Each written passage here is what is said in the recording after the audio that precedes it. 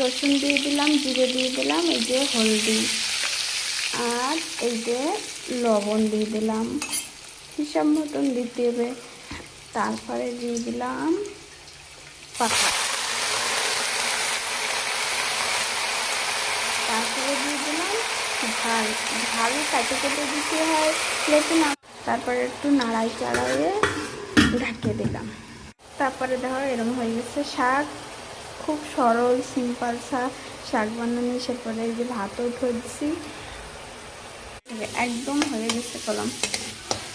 এই যে এরম সিলভারটায়ও পিষতে পারবা আর মিক্সারেও কুটতে পারবা। যে কি সিলভারটা নেই সে মিক্সারে কুটো, কোনো দিক্কত নেই। লম্বায় ভাজে করে এরম ফিনিশ করে বাটি খেলাম। এই যে বাটার তৈয়ার।